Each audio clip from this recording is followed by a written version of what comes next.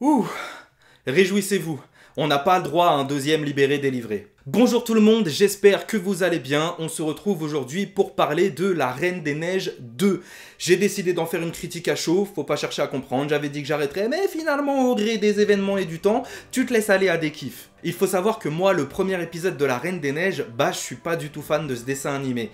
Je comprends la hype et je comprends les arguments des gens qui l'aiment, parce que voilà, l'histoire se tient mine de rien, c'est pas un film qui est mauvais en soi, mais j'ai jamais réussi à rentrer dedans, j'ai toujours trouvé les personnages assez caricaturaux, il y avait trop de chansons, l'humour était un peu bas de plafond, c'était un peu pour les mômes, enfin voilà, il n'y avait pas beaucoup d'enjeux. Je suis donc allé voir le deuxième épisode et il s'avère que j'étais dans une salle remplie d'enfants. Ce qui est cool avec les enfants, c'est que eux ils mentent pas, quand ils kiffent, du coup on peut se retrouver facilement dans une salle qui est complètement hilar. Parce qu'on va pas se mytho, dans le ciné où je vais, c'est rare que je me retrouve dans une séance où il y a du monde, et encore plus du monde qui s'autorise à rire fort à des blagues. Enfin bref, du coup, qu'est-ce que j'ai pensé de ce deuxième épisode? Et je ne suis toujours pas emballé par La Reine des Neiges, je suis désolé, mais voilà, je suis pas vraiment rentré dedans. Il y a pas mal de défauts, il y a des points positifs aussi, hein, mais il y a pas mal de défauts, on va y revenir. L'histoire, sans spoiler, est plutôt intrigante et mystérieuse, ce que je trouve positif, parce que la plupart du temps, on sait que les bandes annonces ont tendance à dévoiler l'intrigue du film, sans forcément le spoiler, mais au moins à dévoiler l'intrigue. Quand ils s'amusent pas à foutre en l'air le film non plus, hein, je pense à Batman v Superman ou Jurassic World Fallen Kingdom. Du coup, quand le film a démarré, je ne savais pas trop où ça allait, et l'histoire met du temps à nous dévoiler ce qui se passe, parce qu'on est sur une histoire vraiment de mystère, il se passe quelque chose, on essaie de découvrir ce qui s'est passé. Et du coup, on est investi dans cette histoire, surtout que le rythme avance à 1000 à l'heure, on n'a pas le temps de s'ennuyer, on passe vraiment de exposition, chansons, péripéties, donc ce n'est pas un film désagréable à voir, au contraire, il est même plutôt sympa, parce que l'histoire se tient et nous emmène petit à petit avec elle. Même si bon, on va pas se mentir, ça ressemble quand même un petit peu au premier épisode, je pense notamment à la ville d'Arendelle qui se retrouve dans une situation un petit peu similaire au premier épisode, ce qui n'est pas très original. Par contre les chansons, il va falloir vous calmer Disney. Non vraiment, vraiment les gars, il faut vous calmer. Les chansons, je ne sais pas il y en a combien, mais je dirais au minimum 7 ou 8. Et il y a même une chanson qui revient 2 fois. Les gars, c'est trop.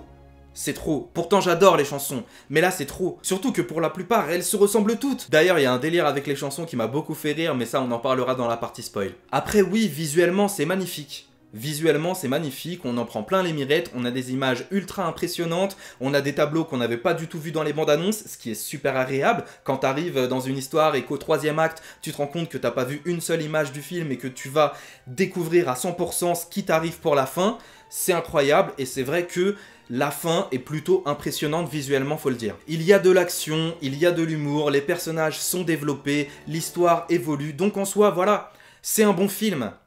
Sur le papier, c'est un bon film, c'est un film qui fonctionne, qui est bien empaqueté dans sa boîte, qui est nickel, qui est propre sur lui, qui ne dysfonctionne que très peu, c'est un bon film. Seulement, il n'y a rien d'original et il n'y a rien d'extraordinaire. C'est un bon film. C'est tout. C'est pas un Disney qui va te faire réfléchir. C'est pas un Disney qui va t'apporter quelque chose. Je pense à par exemple Zootopie, pour ne citer que lui. Mais là, La Reine des Neiges 2, à part vis tes rêves et n'exploite pas les gens, y a pas grand chose comme message. Pas grand chose. Alors que dans le premier film, on avait des messages. On avait le personnage de Elsa qui, quand elle devient la Reine des Neiges, est presque la méchante du film, et ça nous fait réfléchir un petit peu sur le manichéisme, et ça permettait aux enfants de s'identifier à un personnage qui est imparfait, et qui peut faire des erreurs, et qui peut tourner le dos à sa sœur alors qu'elle lui tend la main. Mais là, non. Le film utilise aussi un running gag pendant tout le film qui m'a dérangé. Ne vous inquiétez pas, c'est pas du tout un spoiler. Il s'agit d'un personnage qui essaye de faire une demande en mariage pendant tout le film et à chaque fois il y a quelque chose qui l'empêche de le faire. Voilà, ce qui fait la blague. C'est le genre de running gag où je me dis punaise, c'est bas de plafond. Et ne me dites pas c'est pour les enfants parce que les enfants méritent des bonnes vannes. Je suis désolé, c'est pas parce que c'est des enfants qu'il faut faire des vannes pourries. Ou faire des films qui ne sont pas intelligents et qui sont stupides. Les enfants comprennent les choses. Et les enfants peuvent tout à fait comprendre des films intelligents et violents. Enfin, il y en a. Le Roi Lion, Oliver Twist et les nouveaux héros pour ne citer que. Par contre, malgré ce running gag que je trouve un peu débile, il y a quand même Olaf qui est vraiment hilarant. Il m'a fait exploser de rire, il a fait exploser de rire la salle entière. J'ai presque ri aux larmes devant certains gags de Olaf. Je vais pas du tout vous en parler. Regardez le film, mais il y a vraiment certains gags qui sont hilarants. Et pour le coup, certains sont des running gags, plus courts que la demande en mariage. Ils sont resserrés quand même, ils se passent sur 20 ou 30 minutes, alors que le mariage, c'est sur tout le film. Mais c'est vraiment quelque chose qui fonctionne bien. Olaf, en plus, il est super bien interprété par Danny Boone. Oui, je l'ai vu en VF. En somme, La Reine des Neiges, voilà, comme je l'ai dit, c'est pas du tout un mauvais film. Il est très correct, seulement, bah, c'est pas mon délire, je suis pas vraiment rentré dedans. C'est un petit peu trop gamin, les chansons me saoulent, et les personnages, bah voilà, ils m'intéressent pas des masses. On va spoiler juste 2 petites minutes, histoire de revenir sur quelques petits trucs. Donc, pour ceux qui n'ont pas vu le film, je vous invite à quitter la vidéo ici. À partir de maintenant, nous allons spoiler. Alors, j'ai trouvé que la résolution, la manière dont Elsa sauve Arendelle, c'est physiquement impossible. C'est pas parce que tu crées un mur que d'un seul coup le niveau de l'eau revient au plus bas. Enfin, il y a le barrage qui pète quand même. T'as une tonne, une masse énorme d'eau qui se dirige sur une ville. Elle fait un mur de glace et d'un seul coup, le niveau de l'eau diminue. Enfin, voilà, j'ai trouvé ça complètement ridicule.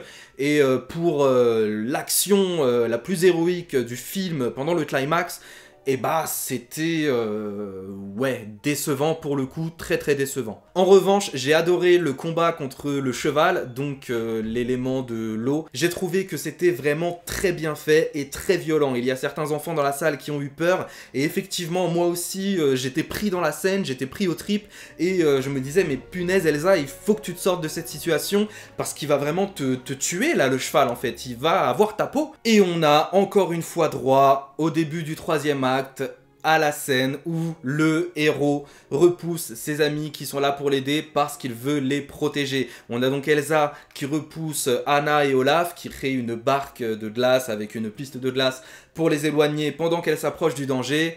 Et à ce moment-là, on se doute tous que Anna va aller sauver sa sœur qui sera en danger. Et c'est ce qui arrive dans le film. J'ai trouvé que voilà, c'était pas forcément nécessaire, surtout qu'elle va la sauver vraiment 10 minutes plus tard. Elle est à peine éloignée, qu'elle reprend la route pour sauver Elsa. C'est quand même un peu décevant en termes d'écriture. Et du coup, au niveau des chansons, ce qui m'a fait rire, c'est qu'on a un moment où Christophe va chanter pour Anna. Voilà, elle est absente, elle est partie à l'aventure avec Elsa et Olaf. Et lui, il va chanter en disant qu'elle lui manque, que sans elle, il est perdu, quelle est sa boussole, etc. Et qu'il a besoin d'elle pour s'y retrouver. Et 30 minutes plus tard, quand Anna se retrouve seule, que Olaf a été désintégré, elle chante. Et elle chante en disant que Elsa et Olaf lui manquent, que sans eux, elle est perdue et qu'ils sont sa boussole.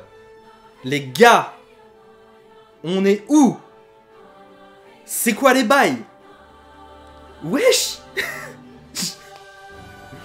Je comprends pas. Je ne comprends pas. Mais pourquoi tu fais ça? Tu rends le personnage de Christophe complètement ridicule. Surtout que son running gag, comme quoi il n'arrive pas à la demander en mariage, on se rend compte un petit peu que Anna est prise de tête, qu'elle le prend souvent au mot, qu'elle a tendance à l'embrouiller facilement, et que lui, bah, il répond en disant désolé, mais c'est pas trop ce que je voulais dire ou ce que je voulais faire. Et là, du coup, je sais pas ce qu'ils ont voulu dire en faisant ça, mais c'est sûr qu'ils sont pas passés à côté, c'est sûr que c'est pas fait par accident, que ces deux chansons n'ont pas les mêmes paroles parce qu'elles sont pas dans la même tonalité. Christophe, lui, c'est une chanson un petit peu joyeuse avec les cerfs et tout, alors que Anna, c'est un truc vraiment dépressif quand on pense que tout est perdu. Du coup, je sais pas pourquoi ils ont fait ça, mais ça voulait sûrement dire quelque chose. Je n'ai aucune idée de quoi, mais c'est sûr qu'ils ont fait passer un message quelque part. C'est certain. En parlant de message, et ce sera le mot de la fin, où est le personnage homosexuel du film ? Enfin, ça fait des années, au moins depuis 2016, qu'on nous dit que dans La Reine des Neiges 2, il y aura un personnage homosexuel. On nous a même dit que ce serait Elsa, la Reine des Neiges, qui serait un personnage homosexuel, pour justement pouvoir intégrer des personnages homos dans les films de Disney. Enfin, j'ai pas besoin de vous faire un dessin, vous connaissez. Mais non. il n'y a aucun personnage homosexuel dans ce film. Et Elsa n'a aucune histoire d'amour, que ce soit avec un homme ou avec une femme. Et j'ai vu aucun couple gay. Il y en avait déjà dans le monde de Dory qui n'avaient pas vu le couple gay, effectivement, moi j'en fais partie, je l'avais pas vu, il y avait un couple gay dans le monde de Dory, on voyait deux mamans à côté d'une poussette qui traînait une gamine. Voilà, paye ton couple gay. Peut-être que dans La Reine des Neiges 2, il y en a effectivement un et que je suis passé à côté, on le saura dans les mois qui viennent, à mon avis. Mais, est-ce que ça valait le coup de faire une polémique aussi grosse pour qu'au final, il n'y ait rien du tout. Après, peut-être que c'est justement à cause de la polémique qu'il n'y a pas eu ce personnage, et que, au final, Elsa ne se retrouve pas à être homosexuelle, peut-être. Je sais pas. Peut-être que la polémique a eu raison de ce parti pris.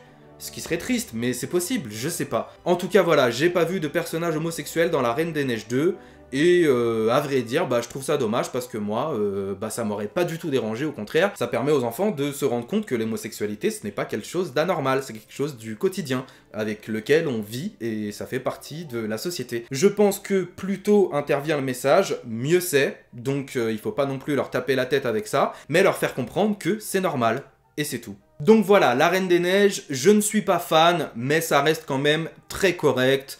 Allez le voir, de toute façon, c'est sûr que le film va cartonner, vous irez le voir. Donc voilà, c'est pas mauvais, c'est juste que moi, c'est pas mon délire, et je suis pas rentré dedans. Voilà, c'est tout pour moi, merci beaucoup d'avoir regardé cette vidéo. Comme d'habitude, je vous invite à liker, à commenter, à partager, à vous abonner, vous connaissez. Prenez soin de vous, à très bientôt, salut!